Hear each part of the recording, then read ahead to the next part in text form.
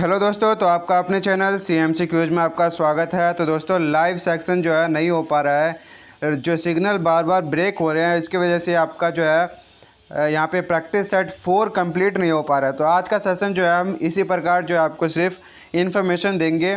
यहाँ पे आपका 2 चैप्टर बन जाता है, एक तो नेटवर्किंग कॉन्सेप्ट और एक आपका इंटरनेट कॉन्सेप्ट। तो 2 चैप्टर, एक आपका 8 चैप्टर है, एक आपका 9 चैप्टर है। तो लाइव जो सेशन यहाँ पे नहीं हो पा रहे हैं, तो आज आपका जो यहाँ पे सिंपली मैं आपको वीडियो के माध्यम से सारा का सारा कुछ समझाने की कोशिश करूँगा। तो यहाँ पे आपके स्पेशल 26 क्वेश्चंस होंगे, जिसके बेस पे जो है इन दोनों चैप्टर्स को मैं कंप्लीट करने की कोशिश करूँगा। तो लाइक, शेयर, कमेंट, सब्सक्राइब करना चाहो तो आप लोग कर सकते हो। बाकी आपको जो है इंस्टाग्राम पे कुछ बात करना है तो यहाँ पे आप इंस्टाग्राम पे फॉलो कर सकते हो। तो चलते हैं, आज का जो है सेशन इसी प्रकार हम शुरू करेंगे और सिर्फ आपको जो यहाँ पे मैं नॉलेज दूंगा कि क्या जो है इन चैप्टर्स में से आपसे पूछे जाएंगे। तो चलते हैं, शुरू करते हैं। तो फर्स्ट क्वेश्चन जो है यहाँ पे आपका कि what is the abbreviation of OSI। अब यहाँ पे पहले जो है 2-3 क्वेश्चन हम ऐसे ही पुटअप करते हैं कि इसके जो फुल फॉर्म क्या होते हैं या एब्रीविएशन क्या होते हैं, या आपके जो OSI मॉडल कौन से है, इसके जो लेयर्स कौन से हैं। तो पहले इन पे जो है डिस्कस कर लेते हैं, उसके बाद जो है हम आगे बढ़ेंगे। तो एब्रीविएशन का मतलब जो है एक तरह से संक्षिप्त रूप कहे या फुल फॉर्म कहे, आप कुछ भी कह सकते हो। तो यहाँ पे आपका OSI मॉडल जो है उसका जो फुल फॉर्म बताए तो क्या है, ओपन सिस्टम इंटरकनेक्शन। तो डी आंसर जो है राइट आंसर हो जाएगा इस क्वेश्चन के लिए। अब यहाँ पे हम शॉर्ट इन्फॉर्मेशन आपसे बात कर लेते हैं कि OSI जो था उसको किसने डेवलप किया था, ISO ने। ISO ने जो है इसको डेवलप किया था और इसका फुल फॉर्म क्या है, इंटरनेशनल ऑर्गेनाइजेशन फॉर स्टैंडर्डाइजेशन। तो ये आपको जो है पता होना चाहिए इन दोनों के फुल फॉर्म। OSI का तो है ओपन सिस्टम इंटरकनेक्शन और ISO को जो है आपका इंटरनेशनल ऑर्गेनाइजेशन फॉर स्टैंडर्डाइजेशन। कब डेवलप किया था, 1984 में। दूसरी बात 1984 में, और जो है इसका जो यहाँ पे इसका वैज्ञानिक था वो फ्रेंच से था, हर्बर्ट जिम्मेरन। तो यहाँ पे इसका जो है ये थोड़ी सी जो आपका शॉर्ट इन्फॉर्मेशन में आ जाता है, इसको आपको ध्यान में रखना है। चलते हैं नेक्स्ट क्वेश्चन की तरफ। तो सिंपली आज मैं जो है सिर्फ आंसर और क्वेश्चन को समझा के जो आपको यहाँ पे बताने वाला हूँ, क्योंकि आपका लाइव सेक्शन जो है वो कंप्लीट नहीं हो पा रहा है सिग्नल ब्रेक होने की वजह से। सेकंड क्वेश्चन आ जाता है आपका कि what is the layer of OSI network model does repeater work. तो यहाँ पे सेकंड वर्क। अब दोस्तों जितने भी आपके OSI मॉडल है, जैसे कि फर्स्ट लेयर फिजिकल, सेकंड आपका डेटा लिंक, थर्ड आपका नेटवर्क, फोर्थ आपका ट्रांसपोर्ट, फिफ्थ आपका सेशन, सिक्स्थ प्रेजेंटेशन, 7 एप्लीकेशन। तो सिंपली आपको इसी प्रकार जो है इसके नेम्स भी याद होने चाहिए लेयर्स के, और आपके जो इनके वर्क याद होने चाहिए थी, क्या काम जो आपका फर्स्ट लेयर करता है, क्या काम जो आपका सेकंड लेयर करता है, तो ये भी आपको पता होनी चाहिए। तो रिपीट वर्क या चेकिंग का काम जो है कौन करता है आपका OSI मॉडल में, तो फर्स्ट लेयर करता है, यानी कि फिजिकल लेयर जो आपका ये काम करता है रिपीटर वर्क का। तो ये इसका राइट आंसर होगा। चलते हैं नेक्स्ट क्वेश्चन की तरफ। धीरे धीरे जो है सभी लेयर्स के आपको वर्क पता चल जाएंगे कि क्या क्या काम जो है ये लोग करते हैं। थर्ड क्वेश्चन आपका कि which is N reference tool for understanding data communication between any 2 network system. क्या कह रहा है, 2 नेटवर्क सिस्टम के बीच डेटा संचार यानी डेटा कम्युनिकेशन को समझने के संदर्भ में किस उपकरण का, कौन सा उपकरण है, यानी कि किसने जो है नेटवर्क सिस्टम डेटा कम्युनिकेशन के थ्रू जो है एनी 2 नेटवर्क के बीच में जो है उसको संबंध को बताया था। तो 7 लेयर्स के थ्रू जो है यहाँ पे OSI मॉडल ने इसको डिफाइन किया था। तो ये जो डी आंसर जो इसका राइट आंसर हो जाएगा। और OSI मॉडल जो है ISO जो कि आपका इंटरनेशनल ऑर्गेनाइजेशन फॉर स्टैंडर्डाइजेशन था, डेवलप किया था। तो OSI द्वारा जो है 2 नेटवर्क्स के बीच में जो है डेटा कम्युनिकेशन को समझा जाता है 7 लेयर्स के थ्रू। चलते हैं नेक्स्ट क्वेश्चन की तरफ। नेक्स्ट क्वेश्चन आपका 4 है कि what is the full form of TCP। तो TCP का क्या फुल फॉर्म है, ट्रांसमिशन कंट्रोल प्रोटोकॉल। तो डी आंसर जो है इसका राइट आंसर होगा। और यहाँ पे दोस्तों बहुत सारे फुल फॉर्म आपसे जो है इस चैप्टर में पूछे जाते हैं, तो फुल फॉर्म आपको पता होने चाहिए। चलते हैं नेक्स्ट क्वेश्चन की तरफ। तो नेक्स्ट क्वेश्चन आपका फुल फॉर्म ही है कि फुल फॉर्म ऑफ इनका जो है इन सभी का फुल फॉर्म क्या है। मैंने यहाँ पे थोड़े से लिए हैं और भी बहुत सारे हैं। तो IP होता है इंटरनेट प्रोटोकॉल, HTML होता है hyper text markup language. HTTP होता है hyper text transfer protocol. Second बताए तो LAN होता है लोकल एरिया नेटवर्क। MAN होता है आपका मेट्रोपॉलिटन एरिया नेटवर्क। WAN होता है आपका वाइड एरिया नेटवर्क। PAN होता है आपका पर्सनल एरिया नेटवर्क। UDP होता है आपका यूज़र डेटाग्राम प्रोटोकॉल। TCP होता है आपका ट्रांसमिशन कंट्रोल प्रोटोकॉल। FTP होता है आपका फाइल ट्रांसफ़र प्रोटोकॉल। EFT होता है आपका इलेक्ट्रॉनिक फंड ट्रांसपोर्ट। SMTP होता है आपका simple mail transfer protocol. Simple mail transfer protocol. POP होता है आपका पोस्ट ऑफिस प्रोटोकॉल। तो चलते हैं नेक्स्ट क्वेश्चन की तरफ। इनके फुल फॉर्म जो आपको पता होनी चाहिए, क्वेश्चन पूछ लेते हैं। नेक्स्ट क्वेश्चन आपका 6 कि what is the purpose of last three layer in OSI model. जो आपके अंतिम 3 परत है OSI मॉडल में, उनके क्या उद्देश्य है, क्या काम है। तो इनके काम क्या है, passing traffic through the network to the end system. Passing क्या करता है, पासिंग ट्रैफिक को पास करता है जो भी आप भेजते हो एंड यूजर तक पहुंचाने के लिए। तो यहाँ पे C आंसर जो इसका राइट आंसर होगा। नेक्स्ट क्वेश्चन बात कर ले कि 7 कि which layer in the layer 4 in OSI model. तो OSI मॉडल के अंदर जो है सिंपल सा क्वेश्चन भी आपसे पूछ लेते हैं कि OSI लेयर में 4th लेयर कौन सा है, 5th लेयर कौन सा है, 6th लेयर कौन सा है, 3rd लेयर कौन सा है। तो 4th लेयर जो आपका यहाँ पे ट्रांसपोर्ट लेयर है। तो D आंसर जिन्होंने भी सोचा है उनका राइट आंसर होगा D आंसर। चलते नेक्स्ट क्वेश्चन की तरफ। नेक्स्ट क्वेश्चन आपका 8 है कि what is the full form of ADSL। तो ADSL का क्या फुल फॉर्म होता है, ये आपका जो है जो आपके टेलीफोन लाइंस होते थे उनके अंदर ये होता था। तो इसका फुल फॉर्म है एसामेट्रिकल डिजिटल सब्सक्राइबर लाइन। तो आपका जो C आंसर है राइट आंसर हो जाएगा एसामेट्रिकल डिजिटल सब्सक्राइबर लाइन। चलते हैं नेक्स्ट क्वेश्चन की तरफ। नेक्स्ट क्वेश्चन आपका है 9 कि which is an example of वैन। अब वैन क्या है आपका दोस्तों, वाइड एरिया नेटवर्क। तो वाइड एरिया नेटवर्क का कौन सा एग्जाम्पल इसमें से करेक्ट बैठता है, क्या वो इथरनेट है, होम नेटवर्क है, कैंपस है, ब्लूटूथ है। तो ब्लूटूथ जो आपका पैन यानी कि पर्सनल एरिया नेटवर्क के लिए बैठता है। कैंपस में आपका आ जाता है मेट्रोपॉलिटन एरिया नेटवर्क। होम में आ जाता है आपका लैन या बिल्डिंग के लिए आपका लैन। इथरनेट या इंटरनेट जो आ जाता है आपका वैन के अंदर आ जाता है। तो ये आंसर इसका जो है राइट आंसर होगा। चलते नेक्स्ट क्वेश्चन की तरफ। नेक्स्ट क्वेश्चन आपका है 10 कि what is called the interconnected computer system located at the different place. क्या कह रहे हैं दोस्तों कि विभिन्न स्थानों पर इंटरकनेक्टेड कंप्यूटर सिस्टम को क्या कहते हैं। तो उसको कहते हैं हम कंप्यूटर नेटवर्क्स। तो इसका जो C आंसर है राइट आंसर हो जाएगा। यानी कि एक जो कंप्यूटर्स है डिफरेंट प्लेस पे है, लेकिन जो ये कनेक्ट हो रखे हैं तो ये एक कंप्यूटर नेटवर्क बनाते हैं। तो इसका जो C आंसर है राइट आंसर हो जाएगा। नेक्स्ट क्वेश्चन आपका आ जाता है 11 कि what is the layer of OSI model is the router operate. अब दोस्तों यहाँ पे धीरे धीरे जो है आपको वर्क भी पता चल जाएंगे। पहला तो फर्स्ट लेयर का तो आपको पता चल चुका है कि रिपीटर वर्क करता है। अब यहाँ पे राउटर ऑपरेट कौन करता है, लेयर 1, लेयर 2, लेयर 6 या लेयर 7। तो राउटर एक तरह से दोस्तों जो आपके फॉरवर्डिंग का काम होता है, जो कि आपका नेटवर्क के थ्रू होता है। तो नेटवर्क लेयर जो आपका यहाँ पे कौन सा लेयर है OSI मॉडल के अंदर, तो वो आपका 3rd लेयर है। तो B आंसर जो इसके लिए राइट आंसर होगा B की नेटवर्क लेयर। नेक्स्ट क्वेश्चन आपका है 12 कि which device connected multiple network segment along with data link layer. अब इस क्वेश्चन को दोस्तों आप बहुत ही आसानी से याद रख सकते हो कि कौन सा डेटा लिंक परत के साथ कई नेटवर्क खंडों को जोड़ता है। यानी कि डेटा लिंक के थ्रू जो है कौन से जो है डिवाइस है वो नेटवर्क्स को जोड़ता है। क्या वो हब है, ब्रिज है, राउटर है, स्विच है। तो कौन सा जो है डेटा लिंक के थ्रू जोड़ता है, तो वो आपका जो है ब्रिज है। तो ब्रिज के काम यहाँ पे आपको ध्यान में आ जाएंगे कि अगर डेटा लिंक जो दिया हो क्वेश्चन में तो आपका आंसर जो है ब्रिज होगा। चलते हैं नेक्स्ट क्वेश्चन की तरफ।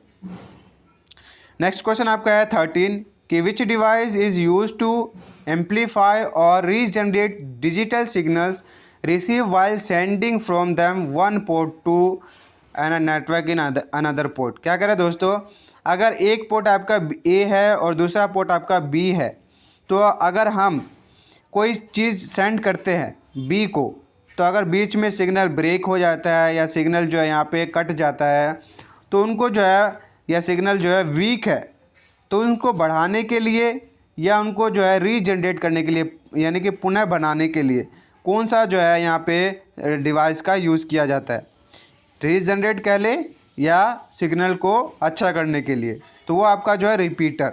इस क्वेश्चन में अगर रीजनरेट से रिपीटर अगर याद रखोगे तो आपका आंसर जो है राइट होगा। तो डी आंसर जो है इसके लिए राइट होगा कि रिपीटर जो आपका ये काम करता है।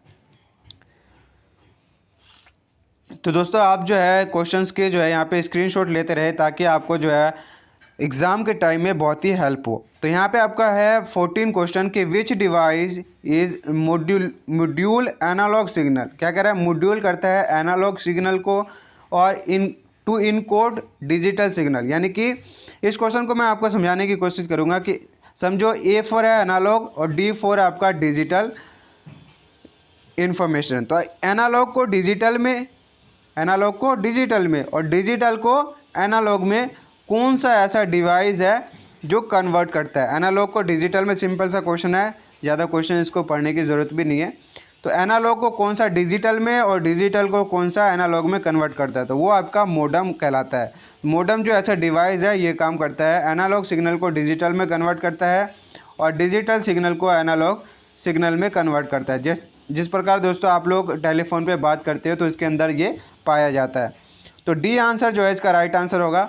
वहीं पे एक क्वेश्चन आपको ये बता दें कि मोडम का अगर फुल फॉर्म पूछे आपसे तो मोडम का फुल फॉर्म ही होता है मॉड्यूलेशन एंड डी मॉड्यूलेशन। तो इसका ये क्वेश्चन भी आपको ध्यान में रखना चाहिए। चलते हैं नेक्स्ट क्वेश्चन की तरफ। तो नेक्स्ट क्वेश्चन आपका है कि 15 कि which device is use to connect one network with another network that uses different protocol. अब यहाँ पे एक और काम आपका पता चल जाएगा कि डिफरेंट प्रोटोकॉल है। डिफरेंट क्या है, प्रोटोकॉल के थ्रू अगर कोई नेटवर्क को जोड़ता है तो कौन सा ऐसा डिवाइस है एक नेटवर्क को दूसरे नेटवर्क से जोड़ने के लिए किस डिवाइस का उपयोग किया जाता है, जबकि जो आपके प्रोटोकॉल्स है वो भिन्न है यानी अलग अलग है। तो जब आपके डिफरेंट प्रोटोकॉल्स होते हैं तो वो आपका कौन से डिवाइस के थ्रू ऐड करते हैं, गेटवे के थ्रू। तो डी आंसर जो है इसका राइट आंसर हो जाएगा गेटवे। चलते हैं नेक्स्ट क्वेश्चन की तरफ। नेक्स्ट क्वेश्चन आपका है यहाँ पे 16 कि which device forward data packets between computer network. अब क्या कह रहे हैं यहाँ पे कि डेटा पैकेट्स को कौन सा जो है यहाँ पे डिवाइस फॉरवर्ड करता है, सेंड करता है दूसरे पोर्ट्स तक, दूसरे डिवाइस तक, तो वो आपका जो यहाँ पे करता है राउटर। अब डेटा पैकेट्स अगर यहाँ पे याद रखोगे फॉरवर्ड डेटा पैकेट्स तो इस क्वेश्चन को आप नहीं भूल पाओगे। तो बी आंसर जो है इसका राइट आंसर हो जाएगा राउटर। अब यहाँ पे एक क्वेश्चन और आपको यहाँ पे बता दूँ कि अगर यहाँ पे डेटा पैकेट्स और यहाँ पे डिवाइस दिया है OSI मॉडल के अंदर आपसे बात करें तो यहाँ पे हो जाता है आपका नेटवर्क लेयर। तो आपका जो यहाँ पे थर्ड लेयर इसका राइट आंसर हो जाएगा। चलते नेक्स्ट क्वेश्चन की तरफ। नेक्स्ट क्वेश्चन आपका है 17 कि which device is install in a subscriber telephone line to allow both ADSI and regular voice telephone service to be use at the same time. अब दोस्तों यहाँ पे क्या कह रहा है कि ADSI जो था एसिमेट्रिकल डिजिटल सब्सक्राइबर लाइन जो पहले के और अभी भी चलते हैं लाइन वाले टेलीफोन, तो उसके अंदर जो है सेम टाइम में जो है वॉइस को एक दूसरे से बात करने के लिए कौन सा जो है यहाँ पे डिवाइस इंस्टॉल होता है, तो वो आपका जो यहाँ पे माइक्रो फिल्टर डिवाइस जो है वो यूज़ होता है। तो इसका जो डी आंसर होगा वो राइट आंसर होगा इस क्वेश्चन के लिए। अब चलते हैं नेक्स्ट क्वेश्चन की तरफ। तो यहाँ पे नेक्स्ट क्वेश्चन 18 है। 18 क्वेश्चन आपका कि which of the following cables transmits message into the light wave. अब दोस्तों यहाँ पे आपका जो केबल से रिलेटेड भी इस चैप्टर के अंदर शॉर्ट इन्फॉर्मेशन या फिर आपको एक तरह से कहे तो बहुत ही अच्छे से इन्फॉर्मेशन आपको मिलता है केबल्स के बारे में। तो ऐसा कौन सा केबल्स है जिनमें तरंगों के माध्यम से मैसेजेस को भेजा जाता है या प्रसारित किया जाता है? क्या वो STP है, UTP है या फिर कोक्सियल केबल या ऑप्टिकल फायर केबल है?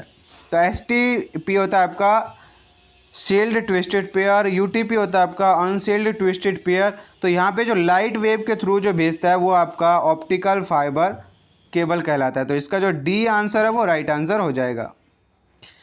नेक्स्ट क्वेश्चन आपका यहाँ पे है केबल से रिलेटेड कि how many pairs of wire contain in category 5 UTP cable. तो 5 यूटीपी केबल में जो है कितने वायर्स का जो है पेयर्स बने होते हैं, कितने वायर्स के पेयर्स होते हैं। तो इसका जो आंसर राइट आंसर है वो 4 आंसर है। 4 जो है यहाँ पे पेयर्स में वायर्स होते हैं, यानी कि 8 वायर्स होते हैं, उनके जो है 4 बने हुए पेयर्स, मतलब 2 करके जो है बने हुए थे। चलते हैं नेक्स्ट क्वेश्चन की तरफ। तो नेक्स्ट क्वेश्चन आपका सेम क्वेश्चन है कि how many pair of wire are there in category 1 UTP. अब वहाँ पे 5 में जो है आपका 4 था और 1 के अंदर जो आपके 1 ही होते हैं, यानी कि 1 जो कैटेगरी 1 यूटीपी केबल है उसके अंदर 1 ही जो है पेयर्स बने होते हैं, यानी कि 2 ही तार होते हैं जो आप अपने घरों में यूज़ करते हैं। तो ए आंसर जो इसका राइट आंसर हो जाएगा।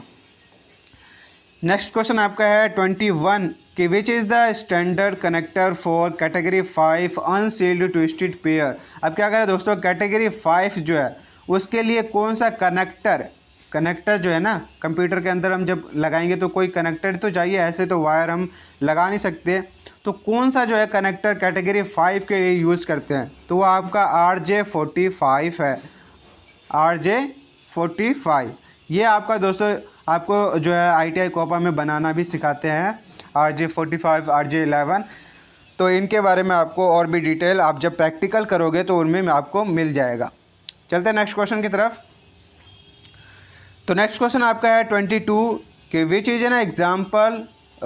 Is an application layer of internet standard protocol use by local email client to the receive email from remote server over a TCP/IP connection. क्या करें दोस्तों, जब ईमेल आता है, लोकल ईमेल आता है, तो जो आपके जो क्लाइंट है, जो लोकल क्लाइंट है, वो किस जो सर्वर के थ्रू, किस प्रोटोकॉल के थ्रू जो है वो उनको रिसीव करता है।